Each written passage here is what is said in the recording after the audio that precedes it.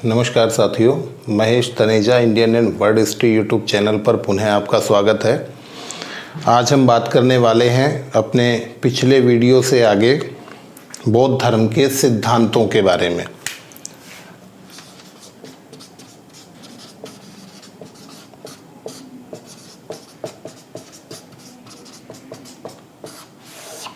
इससे पहले बौद्ध धर्म के बारे में हमने दो वीडियोस में बात की। पहली वीडियो में हमने बौद्ध धर्म के जो प्रणेता हैं महात्मा बुद्ध, उनके जीवनी को बातचीत की और उसके बाद हमने बातचीत की कुछ और विषयों के बारे में, जिसमें हम मुख्य रूप से ये कहें कि चार बौद्ध संगीतियों के और हीनयान और महायान का विस्तृत विश्लेषण किया गया।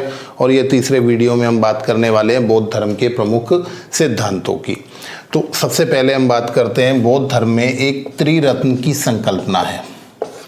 और त्रिरत्न की संकल्पना का मतलब क्या है कि इसमें बुद्ध, संघ और धम्म,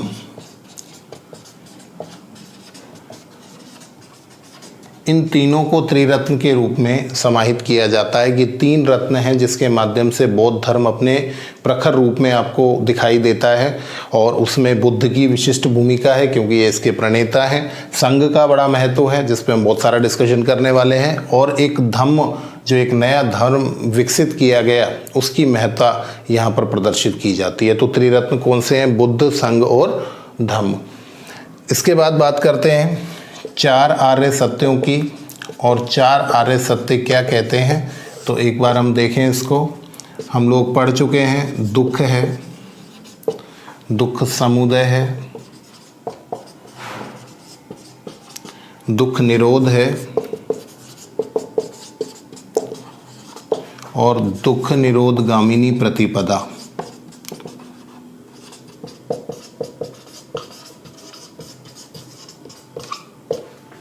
देखिए क्या है, महात्मा बुद्ध ये कहते हैं कि इस संसार में सर्वत्र दुख अवश्य है। चाहे किसी व्यक्ति को कुछ भी, कितनी भी परिलब्धियां हो जाए, उसे फिर भी कहीं ना कहीं एक मलाल रहता है, जीवन में दुख रहता है। और जो दुख है उसकी उत्पत्ति, दुख समुदय का मतलब है दुख की उत्पत्ति होती है। किससे उत्पत्ति होती है? तो वो उत्पत्ति होती है तृष्णा से, या कहिए अज्ञान से। यहाँ एक बात को बिल्कुल स्पष्ट कर लें हम कि दुख का जो उदय है वो हमारी लालच वाली जो प्रवृत्तियां हैं उसकी वजह से होता है। हमारे मन में क्या होता है कि हमें और ज़्यादा चाहिए, हमें एक पद मिलता है, हम दूसरे के लिए प्रयास करते हैं, तीसरे के लिए करते हैं, और अधिक से अधिक प्राप्तियों की जो कोशिश है वो हमारी तृष्णा को बढ़ाता है।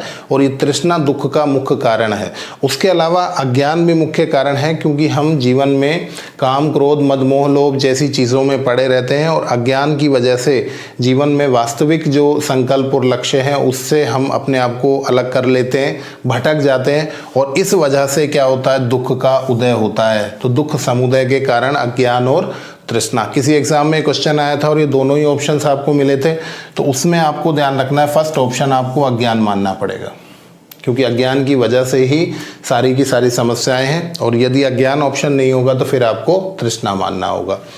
चलिए, दुख निरोध मतलब दुख को दूर किया जा सकता है, इसकी संभावना है, उसे क्या बोलते हैं? दुख निरोध कहते हैं हम। और दुख निरोध गामिनी प्रतिपदा, अर्थात दुख को दूर करने के लिए हम क्या कर सकते हैं, क्या संभावनाएं हैं। तो यहाँ पर एक कनेक्टिविटी आपको ध्यान रखनी है। यहाँ पर एक प्रतिपदा है, अर्थात एक मार्ग है, और वो कौन सा है? अष्टांगिक मार्ग।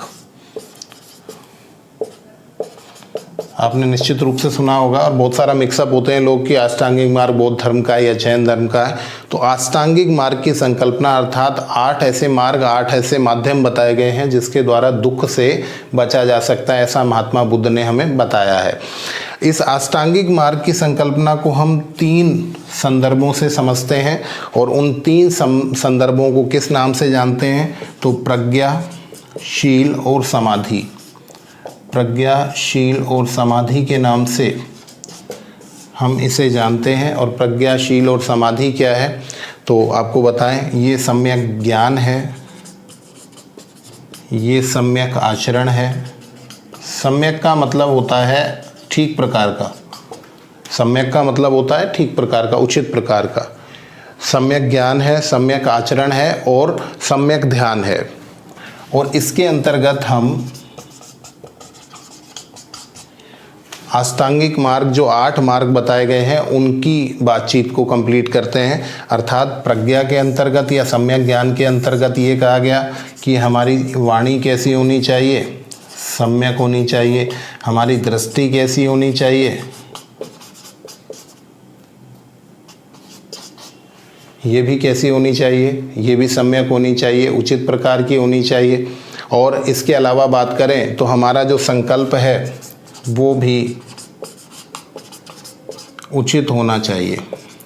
इस बात को हम एक बार कंप्लीट करने की कोशिश करते हैं। देखिए, सम्यक वाणी का मतलब है कि हमें सामने वाले से जो बातचीत करनी है अपनी वाणी पर पूर्णतः नियंत्रण रखते हुए बात करनी है, और कहीं पर भी हम कोई ख़राब भाषा का इस्तेमाल नहीं करें, किसी की आलोचना नहीं करें, किसी की बुराई नहीं करें। तो ये क्या कहलाता है, सम्यक वाणी कहलाता है। सम्यक दृष्टि मतलब हम सामने वाले को जो देखें, हमारी दृष्टि जो है वो गलत नहीं हो, हम सभी का सम्मान करें, किसी के प्रति कुदृष्टि हम ना रखें, तो वो क्या है, वो सम्यक दृष्टि है। और हमारा जो संकल्प है वो भी सकारात्मक होना चाहिए, नकारात्मक नहीं होना चाहिए। तो इसका मतलब ये क्या है, सम्यक ज्ञान है। और सम्यक ज्ञान जब आपको उचित प्रकार का ज्ञान हो जाता है तो आप ये संकल्प ले लेते हैं कि आपकी वाणी और दृष्टि क्या हो जाएगी, बिल्कुल पवित्र हो जाएगी, और आप किसी के प्रति दुराग्रह की भावना से ग्रस्त नहीं होंगे। तो ये हमारे 3 अष्टांगिक मार्ग के मार्ग हो जाएंगे। अष्टांगिक मार्ग में से 3 मार्ग ये हैं जिन्हें समेकित रूप से हम क्या कहते हैं, प्रज्ञा कहते हैं या सम्यक ज्ञान कहते हैं। अब चलते हैं कि सम्यक आचरण क्या चीज़ है। तो सम्यक आचरण, जिसे हम शील के नाम से जान रहे हैं यहाँ पर, इसके अंतर्गत सम्यक कर्मांत और सम्यक आजीव, ये 2 चीज़ें आती हैं। सम्यक कर्मांत का मतलब ये है कि हमारे जो कर्म होंगे वो किस प्रकार के होंगे, वो उचित प्रकार के होंगे। आचरण कैसा करना है हमको, पहले तो हमारी दृष्टि अच्छी हो, वाणी अच्छी हो, हमारा संकल्प जो है मन में वो सही हो। उसके बाद हम क्या कर रहे हैं, जो हम कर्म करेंगे वो कैसे हों, वो उचित प्रकार के हों, हम गलत कार्यों की ओर ना जाएं, भ्रष्टाचार की ओर ना जाएं, दूसरों को वेदना देने की ओर ना जाएं। और उसके अलावा जो हमारी आजीविका हो वो भी पवित्र हो। हमारे आचरण में मुख्य भूमिका है कि हमारी आजीव मतलब आजीविका जो है वो भी पवित्र होनी चाहिए, वो भी गलत कार्यों से कमाई हुई नहीं होनी चाहिए। तो ये क्या कहलाता है, ये सम्यक आचरण या शील कहलाता है। और जो तीसरा भाग है वो है समाधि का, और समाधि के अंतर्गत हम बात कर रहे हैं कि सम्यक ध्यान होता है। और इसके भी 3 भाग हमें देखने को मिलते हैं, और वो कौन कौन से हैं। तो पहले तो सम्यक समाधि, एक तो होती है सम्यक समाधि, एक होता है सम्यक व्यायाम, ठीक है, एक तो होता है सम्यक समाधि, एक सम्यक व्यायाम, और तीसरा सम्यक स्मृति। सम्यक स्मृति अर्थात हम जो ध्यान कर रहे हैं या समाधि धारण कर रहे हैं, या अपने आप को फिल्टर करने के लिए जो अंतर चेतना हमारे मन में जो चीज़ें चल रही हैं, अंतर मन में जो चीज़ें चल रही हैं, या हम तपश्चर्या जो कर रहे हैं समाधि धारण करते हुए, उसके अंतर्गत क्या क्या चीज़ें होनी चाहिए। हमारी स्मृति जो हो वो उचित प्रकार की हो। स्मृति का मतलब हमारी जो विचारधारा है वो अच्छे प्रकार की हो। व्यायाम का मतलब ये है कि हमारा जो व्यवहार है वो विवेकपूर्ण होना चाहिए। व्यायाम का मतलब यहाँ क्या है, विवेकपूर्ण मतलब सोच समझकर हमारा व्यवहार होना चाहिए। और उसी के साथ समाधि का मतलब हमारी समाधि भी सम्यक होनी चाहिए, जिसमें पवित्रता होनी चाहिए, जिसमें सही रूप में समर्पण होना चाहिए। और जब हम इन सारी चीज़ों को समाहित कर लेंगे तो निश्चित रूप से हम दुख से मुक्त हो जाएंगे। महात्मा बुद्ध कहते हैं कि आप दुख से निश्चित रूप से मुक्त होंगे यदि आप अष्टांगिक मार्ग का अनुपालन कर लेंगे। तो इस बात का आपको ध्यान रखना है कि 4 आर्य सत्य से अर्थात दुख के स्वरूप से बचने के लिए आपको 4 दूनी 8 जाना पड़ता है। इसका मतलब अष्टांगिक मार्ग का अनुसरण करना होता है। चलिए, ये हुआ हमारा अष्टांगिक मार्ग। और अष्टांगिक मार्ग के साथ ही हम बात करने वाले हैं कुछ और सिद्धांतों की जो बौद्ध धर्म से संबंधित है। चलिए अगले सिद्धांत की बात करते हैं, जिसमें हम बात कर रहे हैं प्रतीत्य समुत्पाद की। प्रतीत्य समुत्पाद का जिक्र हमने पहले वाली क्लास में भी किया था। और इसका मतलब ये होता है कि प्रत्येक वस्तु या घटना का कोई ना कोई कारण अवश्य होता है। महात्मा बुद्ध ये कहते हैं कि जो भी घटनाक्रम चल रहा है वो कोई ना कोई रीज़न से, मैं यहाँ खड़ा हूँ, मैं आपको पढ़ा रहा हूँ, तो उसका भी कोई कारण है कि मैं आपका हित चाहता हूँ और आप मेरे वीडियोस को देख रहे हैं, तो इसमें भी कारण है कि आप लोग मुझसे कुछ जानना चाहते हैं, आपको मेरी क्लास में कुछ अच्छा लगता है। तो प्रत्येक वस्तु, प्रत्येक घटना, कोई भी वस्तु जो उत्पादित हुई है उसका भी कोई ना कोई कारण है, उसका भी कोई लक्ष्य है, और प्रत्येक घटना, किसी व्यक्ति का आना जाना, कोई भी कार्य करना, उस सबके पीछे एक कारण काम करता है। और प्रतीत्य समुत्पाद को कार्य कारण संबंध भी कह सकते हैं। कार्य कारण संबंध अर्थात प्रत्येक कार्य के पीछे कोई ना कोई कारण अंतर्निहित होता है। तो ये प्रतीत्य समुत्पाद भी आपको बौद्ध धर्म के एक सिद्धांत के रूप में देखने को मिलता है। इसके बाद यहीं पर हम बात कर लेते हैं क्षणिकवाद की। और क्षणिकवाद की संकल्पना बौद्ध धर्म की महत्वपूर्ण संकल्पना है, जिसमें वो ये कहते हैं कि सभी वस्तुएं नश्वर हैं। नश्वर का मतलब क्या है? नष्ट होने वाली हैं। और जब सभी वस्तुएं नश्वर हैं तो इसका मतलब किसी भी वस्तु का अस्तित्व स्थायी नहीं है, और प्रत्येक वस्तु क्षणिक है, कुछ समय के लिए है, वो अपनी स्थिति के लिए। प्रत्येक वस्तु नष्ट हो जाती है, प्रत्येक शरीर नष्ट हो जाता है, और यहाँ तक कि आत्मा भी नष्ट हो जाती है। बौद्ध धर्म आत्मा के अस्तित्व को स्वीकार नहीं करता है, हम आगे जाके बात करेंगे। इसका मतलब प्रत्येक वस्तु के नष्ट होने की संकल्पना यहाँ पर है, और एक समय के बाद सब कुछ नष्ट हो जाएगा। इस तरह से महात्मा बुद्ध ने विचार व्यक्त किए हैं। तो क्षणिकवाद की संकल्पना किस धर्म से संबंधित है? तो ये भी बौद्ध धर्म से संबंधित है। इसके बाद बात करते हैं अनीश्वरवाद की। अनीश्वरवाद का मतलब ये है कि बौद्ध धर्म की जो आरंभिक संकल्पना है वो ईश्वर को स्वीकार नहीं करते हैं, ईश्वर को स्वीकार नहीं करते। अनीश्वरवाद की संकल्पना यहाँ आपको देखने को मिलती है कि, और वैसा भी हीनयान को जब हम देखते हैं तो वहाँ पर महात्मा बुद्ध को एक महापुरुष के रूप में ही देखा गया है, उन्हें किसी भगवान के रूप में, अवतार के रूप में नहीं देखा गया है। तो बिल्कुल ध्यान रखना है आपको कि ईश्वर के अस्तित्व को स्वीकार नहीं करते हैं। सृष्टि को महत्व दिया गया है, ईश्वर को महत्व नहीं मिलता है यहाँ से। इसके अलावा बात करते हैं कि ये नास्तिक दर्शन है। बौद्ध धर्म का जो स्वरूप है वो नास्तिक दर्शन वाले स्वरूप में है, अर्थात ये वेदों की प्रामाणिकता में विश्वास नहीं रखते हैं। वेदों की प्रामाणिकता अविश्वसनीय, अर्थात वेदों की प्रामाणिकता में विश्वास नहीं रखते हैं, और इस वजह से बौद्ध दर्शन जो है वो नास्तिक दर्शन के रूप में स्वीकार किया गया है। ये वैसे भी हम लोग याद रखेंगे कि भाई बौद्ध धर्म जो अस्तित्व में आया था वो वैदिक धर्म के विरोध में ही आया था, ब्राह्मण धर्म के विरोध में ही आया था, तो वेदों की प्रामाणिकता को स्वीकार कर ही नहीं सकते। तो ये नास्तिक दर्शन के स्वरूप में यहाँ पर आपको देखने को मिल जाता है।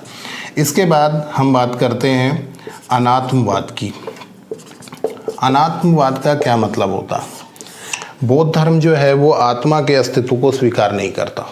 बड़ा इंटरेस्टिंग सा फैक्ट है ये कि आमतौर पर सभी धर्म, मुख्य धर्म जो हैं वो आत्मा के अस्तित्व को किसी न किसी रूप में स्वीकार करते हैं, परंतु बौद्ध धर्म अनात्मवाद पर चलता है, अर्थात आत्मा का कोई अस्तित्व नहीं है। और जैसा कि मैंने आपको बताया कि प्रत्येक वस्तु क्षणिकवादी है, क्षणिकवाद के सिद्धांत पर आधारित है, अर्थात प्रत्येक वस्तु नष्ट होने वाली है, तो आत्मा भी यहाँ पर क्या हो जाती है?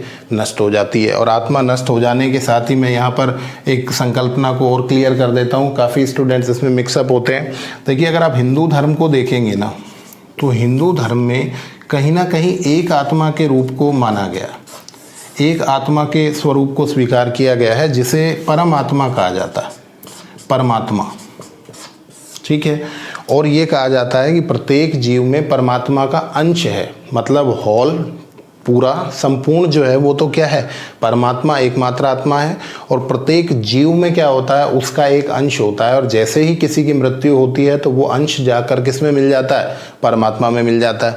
तो इसका मतलब कितनी आत्मा के अस्तित्व को स्वीकार किया इन्होंने? एक ही आत्मा को विभिन्न अंशों में, विभिन्न टुकड़ों में हमने जीवों में स्वीकार कर लिया। यहीं पर हम बात करें जैन धर्म की, तो जैन धर्म जो है वो अनेकात्मवाद को मानता है। अनेकात्मवाद का मतलब क्या है? इसको कंपेयर कर लेंगे तो हम कभी इससे गलत नहीं जाएंगे। अनेकात्मवाद क्या है? वो कहते हैं कि आत्माओं का प्रवाह है, आत्माओं का प्रवाह है जो लगातार सतत जारी रहता है। ये किसकी संकल्पना है? जैन धर्म का। इसका मतलब वो एक से ज़्यादा आत्माओं को स्वीकार करते हैं। और जब हम बात कर रहे हैं बौद्ध धर्म की, तो बौद्ध धर्म क्षणिकवादी धर्म है, और ये कहता है कि सब कुछ जब नष्ट हो जाता है तो इसका मतलब अनात्मवाद है। अनात्मवाद का मतलब ये है कि आत्मा जो है वो नष्ट हो जाती है, आत्मा का स्वरूप हमेशा के लिए समाप्त हो जाता है। ठीक है, तो ये आपको कंपैरिजन में ध्यान रखना है और बड़ा यूज़फुल रह जाने वाला है आपके लिए, कन्फ्यूज़न हमेशा के लिए ख़त्म। इसके बाद बात करते हैं पुनर्जन्म। अब जब आप पुनर्जन्म की बात करेंगे तो डेफिनेटली आप एक शौक में आ जाएंगे, आपको लगेगा कि अब जब आत्मा ही नहीं है तो पुनर्जन्म कैसे होगा। तो यहाँ पर पुनर्जन्म को स्वीकार किया गया है। बहुत इंटरेस्टिंग ये है कि बौद्ध धर्म पुनर्जन्म को स्वीकार करता है। और क्यों करता है? आत्मा ही नहीं है तो आत्मा ही नष्ट हो जाएगी तो पुनर्जन्म कैसे होगा? तो इसका जो आधार है वो है आपका कर्म। बौद्ध धर्म मानता है कि कर्मों की वजह से आपको बार बार जन्म लेना पड़ता है। आपके जो संचित कर्म है, आपने जो कर्म किए हैं, उन कर्मों का भुगतान करने के लिए आपको फल भोगने के लिए बार बार आना पड़ता है। और अगर आपको इससे अटैच करना हो तो आप ध्यान रखेंगे कि बौद्ध धर्म से संबंधित ही बुद्ध के जन्मों से संबंधित जातक कथाएं मिलती हैं। और जब जातक कथाओं में आप ये कह रहे हैं कि बुद्ध का पुनर्जन्म होता है तो इसका मतलब पुनर्जन्म होता है, परंतु आधार आत्मा नहीं है। प्रश्न पूछा जाएगा आपसे कि पुनर्जन्म का आधार बौद्ध धर्म के अनुसार है, तो वहाँ पर आत्मा ऑप्शन नहीं होकर क्या होगा? वो कर्म होगा। ठीक है, और इसी में अगर मैं ये कहूँ कि कर्म भी ऑप्शन आपके पास नहीं आया तो पुनर्जन्म का आधार जो है वो आपका अविद्या है।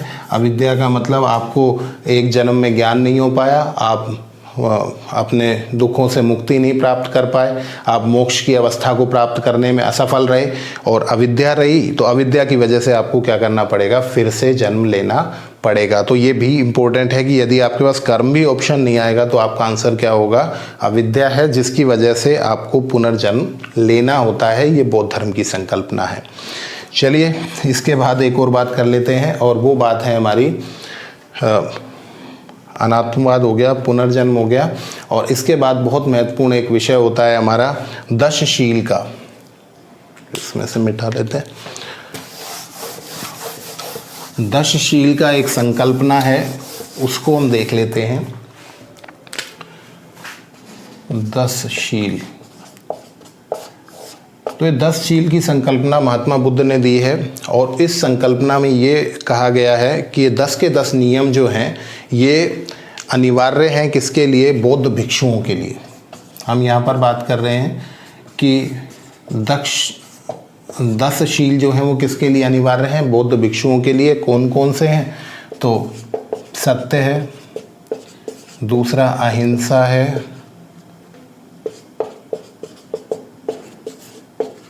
अस्तेय है,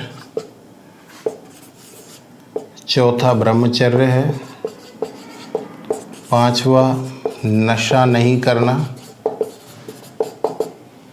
ठीक है, सत्य है, अहिंसा है, अस्तेय है।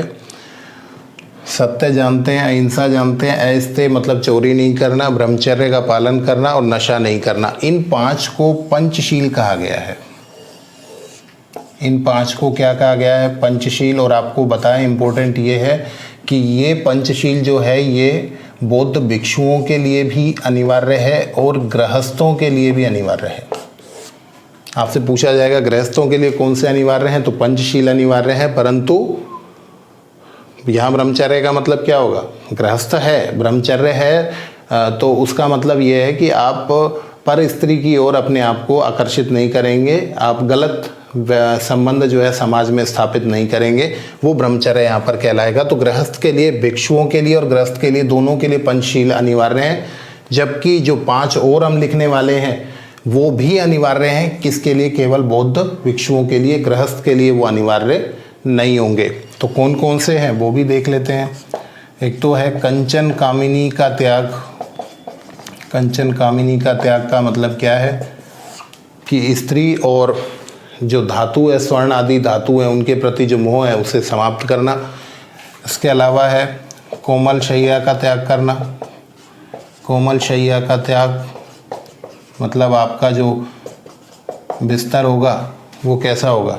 वो कोमल शैया नहीं होगी, मतलब कठोर बेस पे आपको सोना है, आराम परस्त जीवन की तरफ आपको नहीं जाना है। उसके बाद बात करते हैं मध्याह्न भोजन का, मध्याह्न पश्चात भोजन का त्याग। मध्याह्न पश्चात भोजन त्याग मतलब आपने जो मध्याह्न तक ही भोजन कर लिया, वही आपका अंतिम भोजन होगा, उसके बाद आप रात्रि तक भोजन प्राप्त नहीं करेंगे। ये भिक्षुओं के लिए कठोर नियम बनाया गया। उसके अलावा सुगंधित द्रव्य का त्याग करना। सुगंधित द्रव्य का मतलब है कि अपने आप को श्रृंगार करते हैं तो उस श्रृंगार में हम क्या करते हैं, सुगंधित वस्तुओं का, तेल आदि का इस्तेमाल करते हैं, वो आपको यहाँ पर रोक दिया गया है। और उसके अलावा बात करें तो नृत्य और संगीत का भी त्याग करने की बात की गई है। ठीक है, तो ये 10 शील माने गए हैं। और मैं फिर कह दूं कि 10 शील किसके लिए हैं, भिक्षुओं के लिए हैं, परंतु 5 वाले गृहस्थों के लिए भी अनिवार्य रूप से माने गए हैं। तो ये भी अपने को ध्यान रखना है। और एक और बहुत महत्वपूर्ण सिद्धांत जिसे हम कहते हैं मध्यम मार्ग। मध्यम मार्ग या मध्यम प्रतिपदा,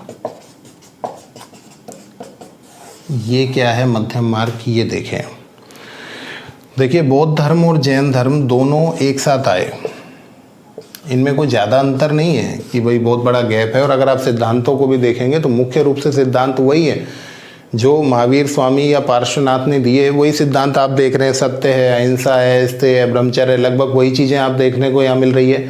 परंतु बौद्ध धर्म ज़्यादा प्रचारित प्रसारित इसलिए हुआ क्योंकि इसके जो सिद्धांत है ना, वो ना तो अधिक कठोर रहे और ना ही बहुत लचीले रहे, या यूँ कहिए कि सरल रहे। ये इन दोनों का मिक्स है। ये आप देखेंगे तो इन दोनों का मिक्स है। और एक ऐसा रास्ता जहाँ बहुत ज़्यादा कठोर नियम, जैसे मांस का भक्षण आप कर सकते हैं परंतु आप जीव हत्या नहीं करेंगे। मतलब मांस का भक्षण आप कर सकते हैं अगर आपको प्राप्त होता है, परंतु आप जीव हत्या नहीं करेंगे। तो इसका मतलब क्या हुआ, एक कठोरता और एक लचीलेपन का मिक्सचर जो है वो क्या कहलाता है, वो मध्यम मार्ग कहलाता है। महात्मा बुद्ध ने कहा है कि वीणा के तारों को इतना मत खींचिए कि वो टूट जाए, और इतना भी ढीला मत दीजिए कि उसमें से स्वर ना निकले।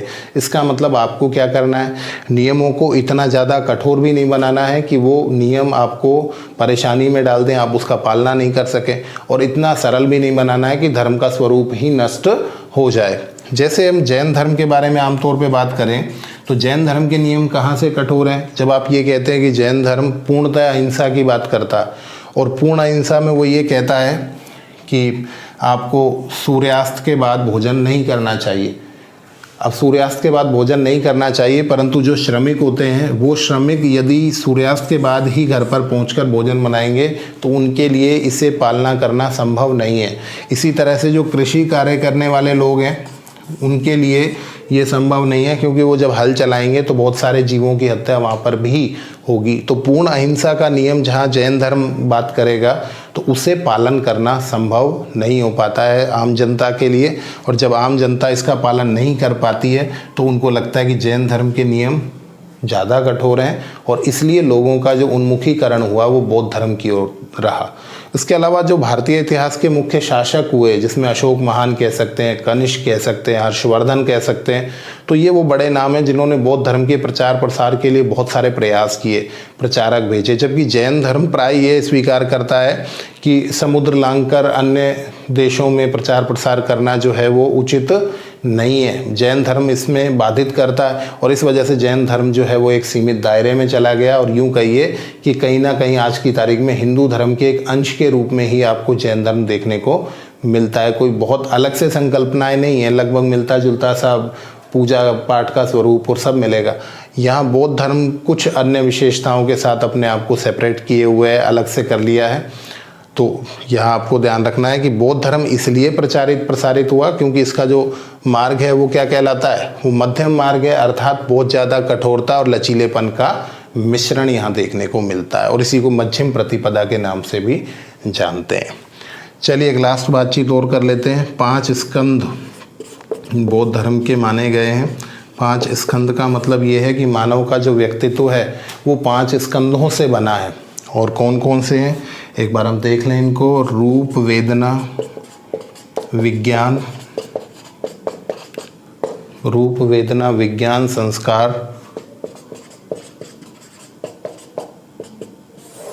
रूप, वेदना, विज्ञान, संस्कार और लास्ट संज्ञा। तो इन सब से मिलकर मानव व्यक्तित्व बना है, जिन्हें 5 स्कंद के नाम से भी जाना जाता है। तो ये भी हमको एक जनरली जान लेना है, बहुत ज़्यादा कभी पूछा नहीं गया है। फिर भी 5 स्कंद कौन कौन से हैं, या 5 स्कंदों का संबंध, इन 5 स्कंदों का संबंध किस धर्म से है, तो किस धर्म से है, बौद्ध धर्म की जो पुस्तकें हैं या बौद्ध धर्म का साहित्य है उसमें इनका उल्लेख हमें प्राप्त होता है। चलिए, बहुत है आज के लिए। आज हमने पढ़ लिए बौद्ध धर्म के प्रमुख सिद्धांत, और जब हम जैन धर्म को पढ़ेंगे तो इसको कंपेयर कर लेंगे, ताकि हमारा जो ये संशय काफ़ी बार रहता है कि ये यहाँ पर है या वहाँ पर है, वो हमेशा हमेशा के लिए हमारा समाप्त हो जाएगा। चलिए, जुड़े रहिए, मेहनत करते रहिए। Mahesh Taneja Indian and world history YouTube channel पर वीडियोस देखते रहिए, शेयर कीजिए, कमेंट कीजिए, आपकी कोई समस्या है तो डिस्कस कीजिए, और अपने आप को इतिहास में बेहतर बनाने का प्रयास जारी रखिए। बहुत बहुत धन्यवाद।